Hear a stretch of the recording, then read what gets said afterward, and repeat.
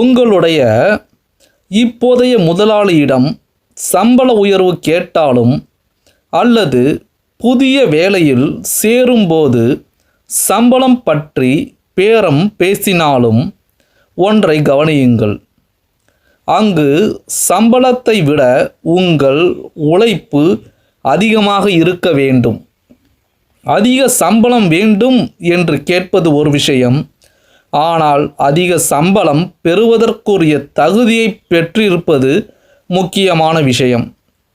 தேவை அதிகம் இருப்பதால் அதிக சம்பளம் கேட்க வேண்டுமென்று பலர் நினைக்கிறார்கள். உங்கள் உழைப்பின் மதிப்புக்கும் உங்களின் தேவைக்கும் எந்த சம்பந்தமும் இல்லை. நிறுவனத்திற்கு எவ்வளவு தூரம் பயனுள்ள சேவையை நீங்கள் வழங்குகிறீர்களோ அல்லது மற்றவர்களை அத்தகைய சேவை செய்யுமாறு நீங்கள் தூண்டுகிறீர்களோ அதை பொறுத்தே உங்களது மதிப்பு நிர்ணயிக்கப்படும். உன்னையே நீ அறிவாய் என்ற பழம்பெரும் வாசகத்தை கேள்விப்பட்டிருப்பீர்கள். ஒரு பொருளை நீங்கள் விற்பதானால் அந்த பொருளை பற்றி அறிந்திருக்க வேண்டும். வாழ்வில் நீங்கள் வெற்றி பெற வேண்டும் என்று எந்த துறையிலும் இல்லை எந்த வகையிலும் நீங்கள் விருப்பப்படுவீர்களானால் இது உங்களுக்கு பொருந்தும். உங்களுடைய பலவீனங்கள் அனைத்தையும் நீங்கள் தெரிந்திருக்க வேண்டும். அப்போதுதான் அவற்றை நீக்கவும் விட்டு விலகவும் முடியும். அதேபோல விற்பனையில் ஈடுபடும் போது உங்களது வலிமைகள் எது என்றும் நீங்கள் தெரிந்திருக்க வேண்டும். சரியான மதிப்பீட்டின் மூலமே உங்களை பற்றி நீங்கள் தெரிந்து கொள்ள முடியும். ஹே ஃப்ரெண்ட்ஸ், இன்றைக்கி நம்ம பார்க்கக்கூடிய டாபிக் என்ன அப்படின்னு சொன்னால், உங்களை நீங்களே அறியுங்கள் தோல்விகளில் தேடி. ஸோ இந்த பதிவு உங்களுக்கு ரொம்ப மிகவும் பயனுள்ளதாக இருக்கும்னு நினைக்கிறேன். Please like, share and subscribe our channels. Chevi Selvam Tamil. வாழ்க்கையில் முயற்சி செய்து தோற்கும் எந்த ஒருவனும் சந்திக்கும் காரணங்களில் 30 பெரும்பாலான காரணங்கள் உள்ளன. நாம் தோல்வி அடைந்தவர் என்பதை நீங்கள் உணர்ந்து கொண்டே இருக்குமேயானால் உங்கள் தோல்விகளின் மீதும் உங்கள் மீது நல்லெண்ணம் கொண்டவர் ஒருவரை இந்த காரணங்களை கொண்டு ஆராய்ந்து அதில் எந்த காரணங்களால் உங்களுக்கு தோல்வி ஏற்பட்டது என்று கூறும்படி கேளுங்கள். நீங்கள் தனியாகவே இதை ஆராய்வதன் மூலம் உங்களால் அதன் பிரச்சனைகளில் இருந்து தீர்வு காண முடியும். தோல்விக்கு 30 காரணங்கள் உள்ளன. வெற்றி பெற்று செல்வந்தன் ஆவதற்கு 13 காரணங்கள் உள்ளன. இப்பொழுது தோல்விக்கான 30 காரணங்கள் என்னவென்று பார்ப்போம். இந்த பட்டியலை படித்து கொண்டே போகும்போது அதில் எந்தெந்த காரணங்கள் உங்களுக்கும் வெற்றிக்கும் இடையே தடைக்கற்களாக நிற்கின்றன என்று குறித்து கொள்ளுங்கள். நம்பர் 1, பரம்பரை பின்னணியால் உதவியின்மை. பிறக்கும் போதே மூளைத்திறன் குறைவாக உள்ளவர்களுக்கு நாம் செய்யக்கூடியது ஒன்றுமில்லை. ஒரே ஒரு வழி உண்டு, அது மாஸ்டர் மைண்ட் குழுவின் மூலம் உதவி பெறுவது. ஆனால் 30 காரணங்களில் இது ஒன்றுதான் அந்த நபர்களால் தானாகவே தன்னை திருத்திக் கொள்ள முடியாதது ஒரு குறைபாடுதான். நம்பர் 2, வாழ்க்கையில் தீர்மானமான இலக்கு இல்லாமை. ஒரு முக்கியமான இலக்கு இல்லாமல் வாழ்க்கை நடத்துபவனுக்கு வெற்றி கிடைக்க வாய்ப்பு இல்லை. நான் ஆராய்ந்த 100 மனிதர்களில் 98 பேரிடம் எந்த இலக்கும் இருக்கவில்லை. அதற்கு காரணம் அடுத்த குறிப்பில் இருக்கலாம். நம்பர் 3, சாதாரண மாணவர்களிடமிருந்து மேலே உயர வேண்டும் என்ற ஆர்வம் இன்மை. வாழ்க்கையில் மேலே உயர வேண்டும் என்ற ஆர்வமே இல்லாமலும் அதற்காக உழைக்க தயாராக இல்லாமலும் இருப்பவர்களுக்கு நம்மிடம் மருந்து கிடையாது. நம்பர் 4, போதுமான கல்வி அறிவு இன்மை. இந்த குறைபாட்டை ஓரளவு எளிதாக திருத்திவிடலாம். மிக சிறந்த கல்வியை உடையவர்கள் தாமாகவே கற்றவர்கள் என்பதை நான் அனுபவத்தில் அறிவேன். கல்லூரி படிப்பை விடவும் அதிகமான ஏதோ ஒன்றுதான் ஒருவனை கல்வி உடையவனாக ஆக்குகிறது. தான் விரும்பும் எதையும் மற்றவர்களை பாதிக்காத வகையில் எவனால் பெற முடிகிறதோ அவனே கல்வி கற்றவன் ஆகிறான். ஏராளமான அறிவு பெற்றால் அது கல்வியாகாது. தன்னுடைய அறிவை திறமையாகவும் தொடர்ந்தும் பயன்படுத்த முடிந்தால் அதுதான் கல்வி. எவ்வளவு தெரிந்திருக்கிறது என்பதற்கு சம்பளம் தருவது இல்லை. தெரிந்ததை எவ்வளவு தூரம் பயன்படுத்துகிறீர்கள் என்பதற்காகவே சம்பளம் தரப்படுகிறது. சுய ஒழுக்கமின்மை. ஒழுக்கம் என்பது சுய கட்டுப்பாட்டினால் வருவது. இதன் பொருள் தனது எதிர்மறை பண்புகளை ஒருவன் கட்டுப்படுத்த வேண்டும் என்பதாகும். சூழ்நிலைகளை கட்டுப்படுத்தும் முன்பு தன்னை கட்டுப்படுத்தி கொள்வது அவசியம். தன்னை வெல்வதே உலகில் கடினமான காரியமாகும். உங்களை நீங்களே ஜெயிக்கவில்லை என்றால் உங்களுக்கு உள்ளிருப்பது உங்களை ஜெயித்துவிடும். உங்கள் உயிர் நண்பனையும் பரம எதிரியையும் ஒரே சமயத்தில் பார்க்க வேண்டுமா? கண்ணாடி முன் நில்லுங்கள். ஆரோக்கியமின்மை. நல்ல ஆரோக்கியம் இல்லாதவர்கள் சிறப்பான வெற்றியை அடைய முடியாது. நோய்க்கான காரணங்கள் பலவற்றை நம்மால் கட்டுப்படுத்தவும் இயலாமலும் ஆக்க முடியும். கவனியுங்கள். ஆரோக்கியத்தை பாதிக்கும் உணவுகளை அதிகம் உட்கொள்ளுதல், தவறான எதிர்மறையான சிந்தனைகளுக்கு பழக்கப்படுதல், உடல் உறவில் தவறாகவும் அதிகமாகவும் ஈடுபடுதல், சரியான உடற்பயிற்சியின்மை, தூய்மையான காற்று இன்மை, சரியில்லாத மூச்சு பயிற்சி. இளம் வயதில் தவறான சூழலின் பாதிப்பு. 5 வளையாதது 50 வளையாது. பிற்காலத்தில் குற்றவாளிகளான பலர் தங்கள் இளம் வயதில் குற்றம் நிலவிய சூழ்நிலையில் இருந்து சரியில்லாத நண்பர்கள் மூலம் குற்றங்களை கற்றுக்கொண்டவர்களே. கால தாமதம் செய்தல்.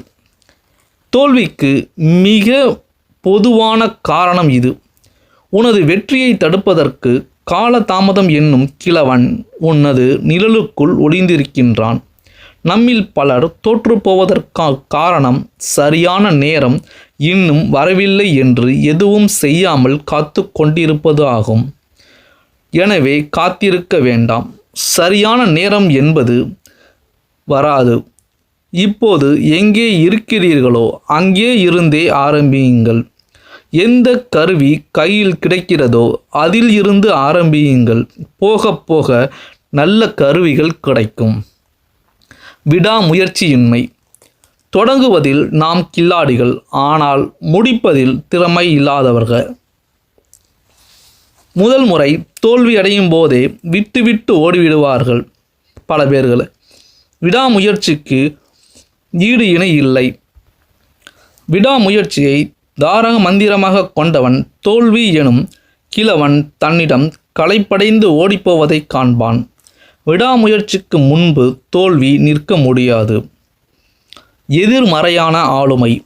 தனது எதிர்மறை ஆளுமையால் தான் சந்திப்பவர்களை விலகிப்போக செய்பவன் என்றுமே வெற்றி காண முடியாது. வெற்றி காண்பதற்கு ஆற்றல் தேவை. ஆற்றல் என்பது பல பேரின் ஒத்துழைப்பால் வருவது. எதிர்மறை ஆளுமை கொண்டவன் யாரிடமிருந்தும் ஒத்துழைப்பை கோர முடியாது. பாலுணர்வு கட்டுக்குள் இல்லாமை. மனிதனை செயல்புரிய தூண்டும் சக்திகளில் பாலுணர்வு மிக அதிக சக்தி வாய்ந்ததாகும். அதிக சக்தி உடையது என்பதாலேயே அதனை கட்டுக்குள் வைத்து நல்வழிப்படுத்த வேண்டும். வெறும் கையால் முலம் போடுதல். சூதாட்டத்தால் பணம் சம்பாதித்து விடலாம் என்ற வெறி கோடிக்கணக்கான மக்களை பிடித்து ஆட்டுகிறது. 1929 பங்குச் சந்தையில் கோடிக்கணக்கான மக்கள் முதலீடு செய்து அனைத்தையும் இழந்தது இதற்கான சாட்சியாகும். முடிவெடுக்கும் திறனின்மை. வெற்றி பெறும் மனிதர்கள் முடிவெடுப்பதில் தாமதம் செய்வது இல்லை. ஆனால் முடிவுகளை மாற்றுவதில் வேகம் காட்டுவது இல்லை. தோல்வி அடைந்தவர்களோ முடிவெடுப்பதில் தாமதமாகவும் எடுத்த முடிவை மாற்றிக்கொள்வதில் வேகமாகவும் அடிக்கடி மாற்றிக்கொண்டும் இருப்பார்கள். முடிவு எடுக்காமல் இருப்பதும் கால தாமதம் செய்வதும் இரட்டையர்கள். ஒன்று உள்ள இடத்தில் இன்னொன்றும் வந்து சேரும். இந்த இரட்டையர்களை உடனே உதைத்து தள்ளுங்கள், இல்லையே அவை உங்களை தோல்வி எனும் அலையில் இறுகி பூட்டிவிடும். 6 அடிப்படை அச்சங்கள். 6 அடிப்படை அச்சங்கள்: வறுமை, விமர்சனம், ஆரோக்கியமின்மை, நெருங்கியவரின் அன்பை இழத்தல், முதுமை, மரணம். தவறான வாழ்க்கை துணை. வாழ்க்கையில் தோல்விக்கு இதுவும் ஒரு முக்கிய காரணம். திருமணம் என்பது அந்தரங்கத்தை உண்டாக்கும் உறவுமுறை. இது இணக்கமாக இல்லை என்றால் தோல்வியை மிஞ்சும். துயரமும் சோகமும் ஏற்பட்டு வாழ்க்கையில் உயர வேண்டும் என்ற ஆர்வத்தை அது அழித்துவிடும். வாழ்க்கையில் தோல்விக்கு இதுவும் முக்கிய காரணம். திருமணம் என்பது அந்தரங்கத்தை உண்டாக்கும் உறவுமுறை. தேவைக்கு அதிகமான முன்னெச்சரிக்கை. தேவைக்கு அதிகமான எச்சரிக்கை கொண்டவனுக்கு மற்றவர்கள் எடுத்தது போக மீதி இருப்பதுதான் கிடைக்கும். எச்சரிக்கை இன்மையைப் போலவே அதீத எச்சரிக்கையும் தீமையானதாகும். இந்த இரண்டுக்கும் இடையில் வாழ்க்கையை நடத்தினால் அதிர்ஷ்டத்திற்கு வாய்ப்பு உண்டு. தவறான தொழில் துணைவர்களை சேர்த்து கொள்ளுதல். வியாபாரத்தில் ஏற்படும் தோல்விகளுக்கு பெரிய காரணம் இதுவே. நாம் ஒரு தொழிலை மேற்கொள்ளும் போது முன்பு தனது முதலாளி தனக்கு உற்சாகம் தருபவனாகவும் புத்தி கூர்மை உடையவனாகவும் தொழிலில் வெற்றி அடைந்தவனாகவும் இருக்கின்றானா என்று பார்த்து அதன் பிறகு வேலையில் சேர வேண்டும். மூட நம்பிக்கையும் பாரபட்சமும். மூட நம்பிக்கை அறியாமையால் வருவது, அச்சத்தை உண்டாக்குவது. வெற்றியாளர்கள் தங்கள் மனதை அச்சமின்றியும் திறந்தும் வைத்திருப்பார்கள். தவறான வேலையை தேர்ந்தெடுத்தல். தனக்கு பிடிக்காத எந்த வேலையிலும் ஒருவன் வெற்றி காண முடியாது. குறிப்பாக தனக்கு பிடிக்காத எந்த துறையிலும் தனிநபர் சேவையை ஒருவர் மேற்கொண்டால் அதில் முழு மனதாக ஈடுபட அவரால் முடியாது. மன ஒருமைப்பாடு இல்லாத முயற்சி. பலதரப்பட்ட வேலைகளை செய்து கொண்டிருப்பதில் பயனில்லை. ஏதாவது ஒன்றை தனது முக்கிய லட்சியமாக கொண்டு அதில் ஈடுபட வேண்டும். கண்டபடி செலவு செய்தல். வீண் செலவு செய்பவன் வெற்றி அடைய மாட்டான். வறுமை அவனை எப்போது வேண்டுமானாலும் தீண்டலாம். இப்படிப்பட்டவர்கள் தங்கள் சம்பளத்தில் ஒரு பகுதியை தவறாமல் தொடர்ந்து சேமிக்க வேண்டும். வங்கியில் இருக்கும் பணம் தைரியத்தை கொடுக்கும். பணம் இல்லாதவன் தனக்கு இவ்வளவு சம்பளம் வேண்டும் என்று கேட்டு பெற முடியாது. கொடுத்ததை வாங்கி கொள்ளத்தான் வேண்டும். உற்சாகமின்மை. உற்சாகம் இல்லாத ஒருவனால் அவனுக்கு நம்பிக்கை ஊட்ட முடியாது. மேலும் உற்சாகம் என்பது ஒருவரிடமிருந்து இன்னொருவருக்கு தொற்றிக்கொள்ளும் இயல்புடையது. உற்சாகம் உள்ள ஒருவனை எந்த சூழ்நிலையிலும் வரவேற்பார்கள். சகிப்புத்தன்மை இல்லாமை. எதிர்காலத்தை வரவேற்காமல் தன் மனத்தை மூடி வைத்து இருப்பவனுக்கு முன்னேறும் வாய்ப்பே இல்லை. சகிப்புத்தன்மை இல்லை என்றால் அறிவை பெற வாய்ப்பே இல்லை. மதம், இனம், அரசியல் ஆகிய விஷயங்களில் சகிப்புத்தன்மை இல்லை என்றால் ஆபத்து விளையும். அளவுக்கு மீறிய தன்மை. அளவுக்கு அதிகமாக உண்ணுதல், அளவுக்கு மீறிய குடிப்பழக்கம், கட்டுப்பாடு இல்லாத பாலுணர்வு இவையெல்லாம் வெற்றியை அளித்துவிடும். மற்றவர்களோடு ஒத்துழைக்க முடியாமை. இந்த ஒரு காரணத்தால் பதவியை இழந்தவர்களின் எண்ணிக்கை மற்ற எல்லா காரணங்களையும் ஒன்று சேர்த்தால் நடந்ததை விட அதிகமாகும். எந்த ஒரு தலைவனும் விபரமறிந்த வியாபாரியும் இந்த தவறை அனுமதிக்க மாட்டான். தன் முயற்சியின்றி பெறப்பட்ட அதிகாரம். பணக்காரர்களுக்கு குழந்தைகளாய் பிறந்ததால் பெறப்படும் சொத்து மற்றும் அதிகாரம். படிப்படியாக பெறப்படாத பதவியும் பணமும் ஆபத்தானவை. திடீர் செல்வம் திடீர் வறுமையை விட ஆபத்தானது. வேண்டுமென்றே நேர்மை தவறி நடப்பது. நேர்மைக்கு இணையான பொருள் வேறொன்று இல்லை. சூழ்நிலைகளின் காரணமாக தன் கட்டுப்பாட்டுக்கு மீறிய நிலையில் தற்காலிகமாக சிலர் நேர்மையை தவறக்கூடும். ஆனால் வேண்டுமென்றே நேர்மை தவறுவனுக்கு வெற்றி கிட்டாது. என்றாவது ஒரு நாள் அவன் பிடிபடுவான். பேர் கெடுவது மட்டுமின்றி அவனது சுதந்திரமும் இல்லாமல் போகலாம். பகட்டும் அகம்பாகமும் இந்த குணங்கள் மற்றவர்களிடம் மற்றவர்களை இவனிடம் வராதே என்று எச்சரிக்கை செய்யும் சிவப்பு விளக்குகளாகும். அவைகள் வெற்றிக்கு தடையாகும். சிந்தனைக்கு பதில் ஊகித்தல்.